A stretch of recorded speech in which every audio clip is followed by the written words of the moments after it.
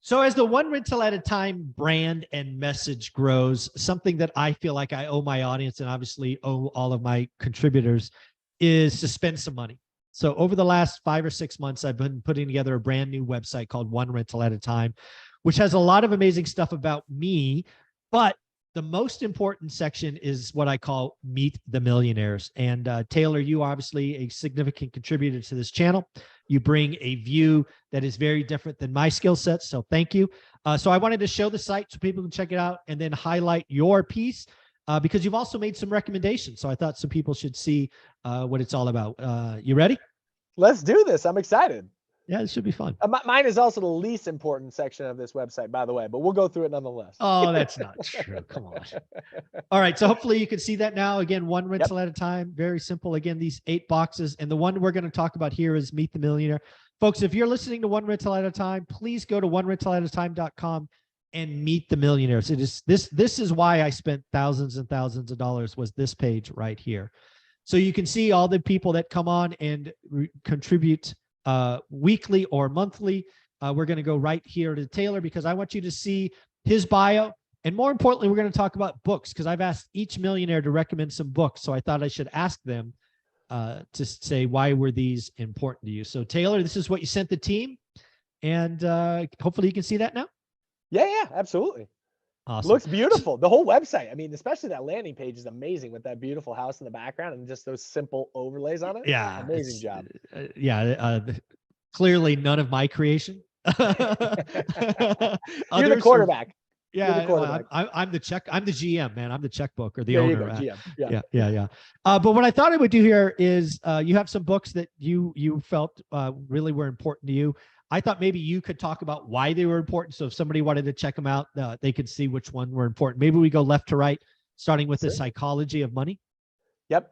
So the Psychology of Money. Now, this is a book that has sold, I believe, 3+ million copies. So this is no state secret. This is no diamond in the rough.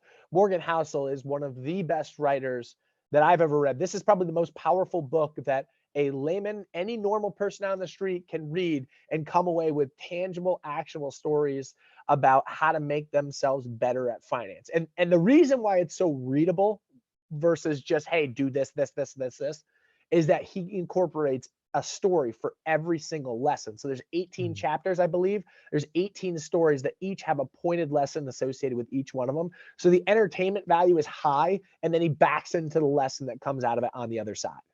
I love that. So folks, if that interests you, and again, that's one of the books that I picked up after Taylor recommended it. You can get it here. Just hit the buy now or buy here button. Next up, our good boy, Ray Dalio. He's a little verbose. This is a thick read. Yes, it is. Yeah. So this, and I would couple this with a YouTube video from Ray Dalio that's 30 minutes long. And essentially what Ray does in a way that is very Ray-esque is he explains, and actually I'm looking up at CNBC right now. He's speaking on CNBC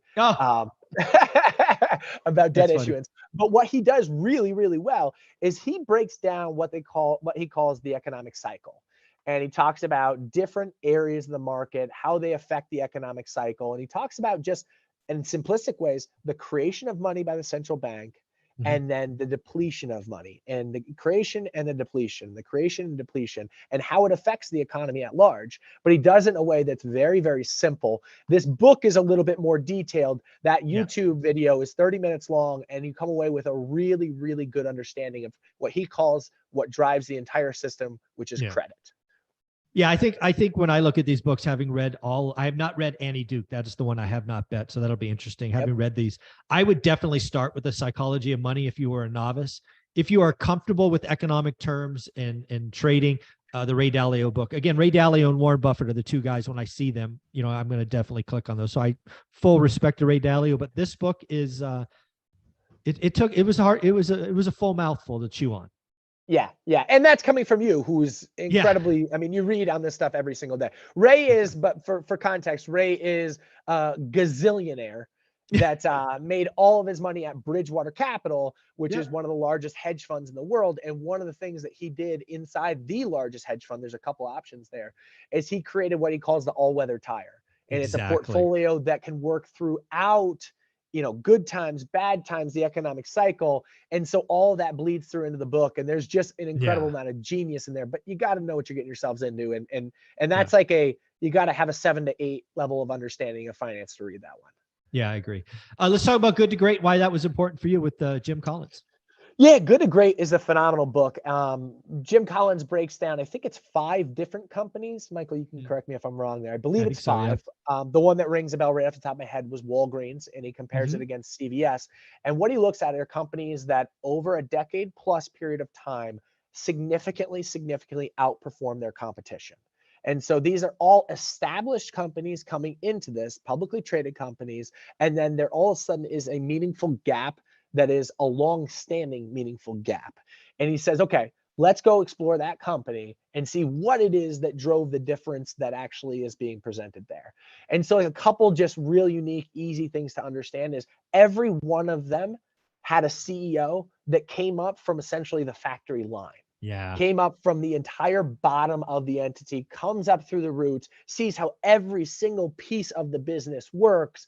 And then they also have this like innate humility of themselves that they didn't go to Harvard, and therefore nothing against someone who goes to Harvard, but they didn't go to Harvard and get a C-suite job right out of college. They came up, busted it through the system, and they garner the respect of their employees with that, and they garner an understanding of the business that is different than anybody that could step in from an outsider's perspective and learn.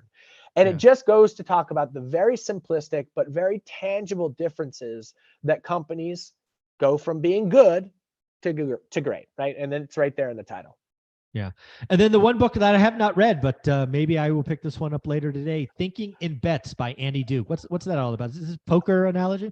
Yes, it absolutely is. It's a card play analogy. So what she talks about throughout this book is just the understanding that risks have to be taken, but they have to be calculated risks. So you have to understand, hey, I realize the likelihood of this playing out is whatever that percentage is, but what is the payout that comes on the other end of this? So if I think there's a 33% chance of this playing out, I need to more than triple my money on the backside to make that ROI make sense over time. And she just talks a lot about kind of card playing in general, the ability to read situations based on cards, the probabilities being strict numbers that are in front of you. And then you take those numbers as your base case scenario, and you try to be as diligent and as honest with yourself from an outside perspective, looking into it and saying, okay, because of this, qualitatively, I think this is a higher or lower probability than what the numbers say. And the quantitative is the basis of everything from probabilities. Yeah. So I thank you very much for being a part of it. Those books, again, folks, go check them out. Again, you can look at all the millionaires here. And just so you know, it's time to embarrass some people, because not everybody has gotten me their stuff. So we're going to call out the Lumberjack, Dan Bird, Jason, Adrian, Omar, Brian Lebo, Lance, and Stephen Dow. Guys, you owe me your stuff. You've now been publicly embarrassed. Folks, if you know any of these folks, leave them notes saying they need to get me their stuff, because I have been asking for it for a month. This is not a new request. You have now been officially embarrassed. Taylor, thank you so much. They got outed. Thank you so much, Michael. Thank you for not embarrassing me. Hey, man, I had no problem embarrassing you, but you got me your data very quickly. So thanks, buddy. I appreciate it.